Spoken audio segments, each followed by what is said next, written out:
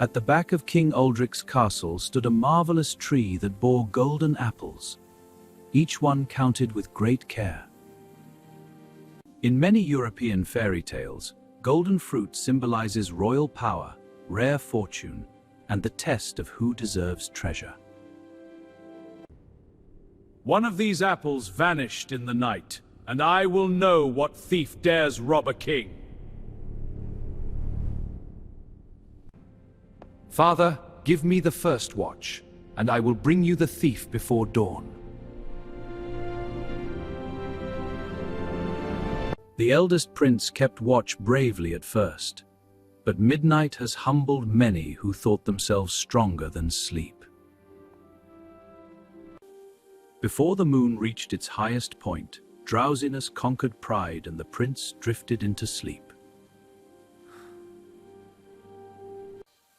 Then a shining bird flew through the night, glittering brighter than the apples themselves, and stole another piece of the king's treasure. Bird feathers have inspired royal symbols for centuries because they suggest freedom, speed, and messages carried between earth and sky. If one feather is this precious, I must have the whole bird, whatever the cost. A single bird cannot outwit me for long.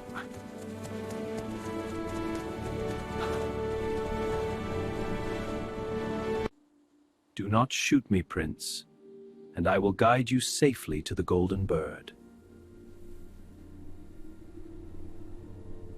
Roadside inns were vital stops in old kingdoms, offering food, gossip, and danger in equal measure to travelers on uncertain roads. If Roland delays, send me after him, and I will finish what he began.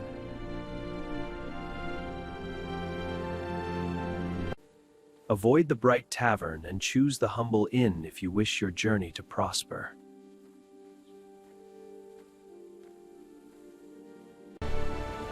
The second brother fell exactly as the first had fallen, proving that temptation often wears the same cheerful face twice. Let me try, Father. I may be the least trusted, but I will not turn away from the road.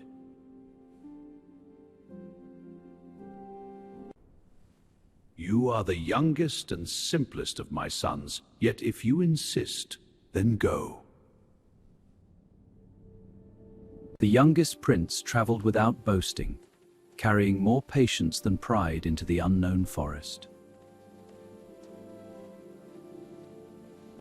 Because you spared me, I will help you, and you shall not regret your kindness.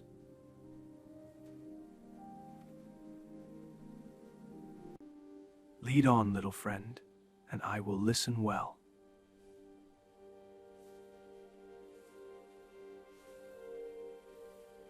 Foxes appear in many old folk tales as clever guides, standing between the wild world and human fate. Remembering the fox's advice, Elias turned away from song and lanterns and entered the humble inn without a second glance. The quiet inn offered little comfort, yet good judgment often begins where vanity sees nothing worth choosing. At the next castle, sleeping soldiers will lie outside, and inside you will find the golden bird in a wooden cage beside a golden one. Touch only the bird and leave the fine cage where it stands. In ancient and fairy tale storytelling alike, sleeping guards often symbolize the thin line between courage and catastrophe. Everything was exactly as the fox had promised: a plain cage, a glorious cage, and the living treasure between them. Temptation in folktales rarely arrives as obvious evil. More often it appears as something beautiful that seems to make perfect sense. The moment the bird touched the golden cage, the chamber rang with a piercing cry that shattered the silence.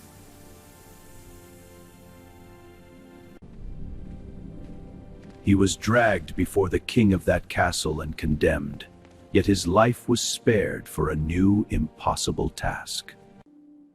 I failed because I wanted the bird to look as splendid as it truly is.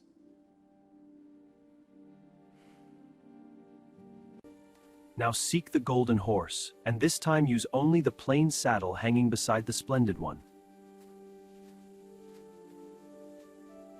The fox carried him onward so swiftly that the wind itself seemed to race behind them.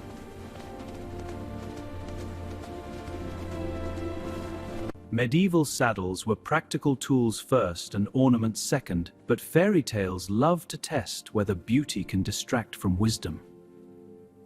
Even after a warning, glitter can still persuade the heart that one small change will do no harm.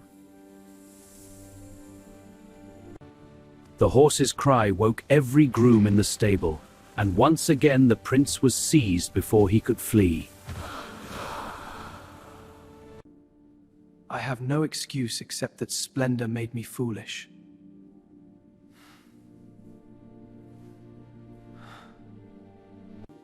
The fox helped him again, because true guidance in old tales tests character more than talent.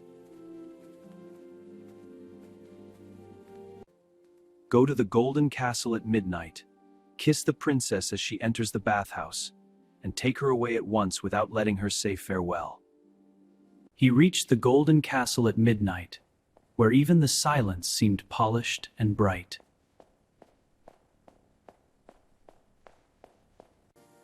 Many fairy tales set turning points at midnight, the hour when one life quietly crosses into another. Instead of crying out, the princess recognized courage in the stranger's face and agreed to follow him. Only let me bid my parents farewell for a single moment, and then I will go wherever you lead. Moved by her tears, he gave permission, and in that moment mercy opened the door to trouble. The castle woke at once, and the prince was taken, before yet another angry king. I will labor until strength leaves me, though this mountain mocks every stroke. Fairy tales often use impossible tasks to reveal character, showing whether a hero breaks, cheats, or endures long enough for help to matter. By the seventh evening, he saw that his labor had scarcely wounded the mountain, and despair settled over him like cold rain. When dawn came, the mountain was gone, for the faithful fox had done in one night what men could not finish in a lifetime. Bound by his own promise, the king surrendered Princess Aurelia, and the prince at last left the castle with his first true treasure. Take the princess first to the king who promised you the horse, and when he offers farewells, seize your chance and lift her onto the golden horse. The beauty of the princess pleased the horse king so greatly that he gladly ordered the golden horse brought out as reward. Courtly farewells were once formal rituals, which makes them perfect moments for sudden reversals in adventure tales. No rider could overtake the golden horse, for it ran swifter than the wind over road and route alike. Leave the princess with me near the castle of the bird, ride in on the golden horse, take the cage, and flee the instant it is in your hands. Trust now bound the prince, the princess, and the fox together more strongly than any oath spoken in a throne room. The sight of the golden horse delighted the first king so much that he ordered the golden bird brought out at once. The triple quest of bird, horse, and princess follows a classic fairy tale pattern in which each prize unlocks the next. By cleverness, speed, and the fox's planning, the prince finally won all three treasures. For my reward, when we pass through the forest, you must kill me and cut off my head and feet. I will never repay friendship with such cruelty.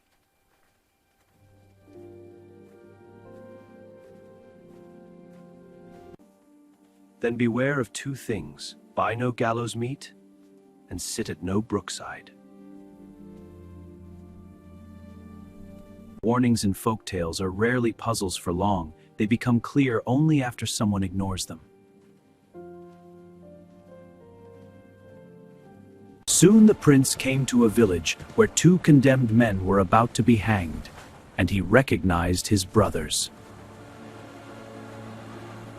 Tell me the price, and I will redeem these men, no matter what wrong they have done.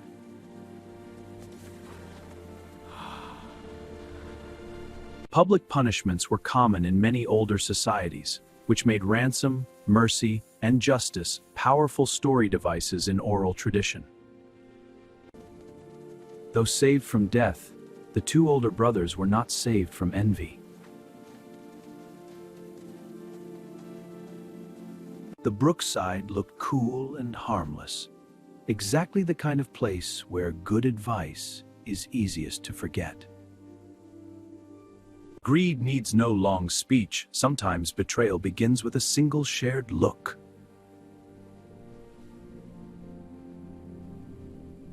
The elder brothers pushed him into the brook, stole the treasures, and rowed away, believing the youngest would perish unseen.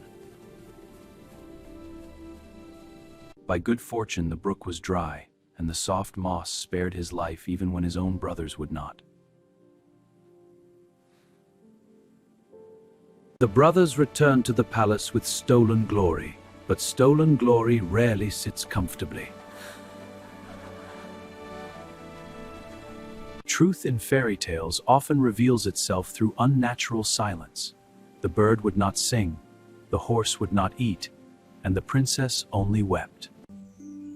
The faithful fox did not abandon him, even after another warning had gone unheeded.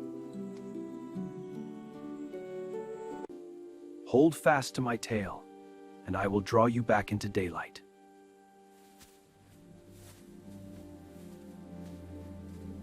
Your brothers have set watchers around the wood, so change your clothes if you wish to enter the castle alive. Disguise is another old folktale lesson. Truth is sometimes recognized more clearly when rank is hidden. Clad in rags, the rightful hero crossed the threshold his own brothers had entered in splendor. The golden bird began to sing again the instant the true prince returned. The golden horse also accepted food at once, as if it too recognized the hand of its rightful master. Her sorrow vanished in an instant, for the heart often knows a loved one before the eyes dare believe it. At the princess's insistence, everyone in the castle was summoned before the king so truth could choose its own witness. The man you seek is not among the proud, but among the humble. When the princess threw her arms around the beggar, the entire court understood that the rightful hero had returned. I won the bird, the horse, and the princess by the help of a faithful fox, and my brothers robbed me by the brook. The wicked brothers were seized at once, for betrayal against blood and crown could not be hidden any longer. The youngest son hero appears often in folklore, because stories delight in proving that wisdom and kindness can grow where people least expect it. Peace returned to the kingdom, and the wedding bound treasure, truth, and love into one bright day. Yet one mystery remained unfinished, and the prince eventually returned to the forest where his luck had first begun. You now have all you wished for, but my own suffering will end only if you grant the strange reward I asked before. Must friendship truly ask this of me after all you have done?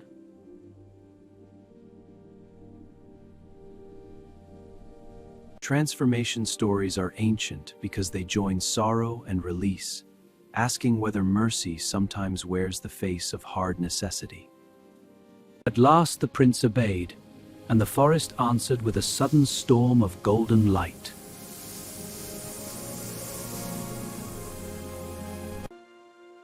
The fox was revealed as the enchanted brother of Princess Aurelia, freed at last from a long, cruel spell. In folktales, broken enchantments often restore lost family ties, reminding listeners that rescue can run deeper than treasure. With the spell undone, no shadow remained over their happiness, and the kingdom's bright future finally matched the promise of its treasures. Even before the truth was spoken, the king could see that joy and grief do not stand together in the same honest heart. Why does the bird brighten? Why does the horse feed? And why does the princess only now lift her head in hope? The fox's freedom restored more than a single life, for it returned a lost brother to the princess and healed an old wound in her family. The tale began with a missing apple and ended with a kingdom where wisdom guarded treasure better than pride ever could. And so the youngest prince, who listened, forgave, suffered, and endured, lived in honor with Princess Aurelia as long as their story was remembered.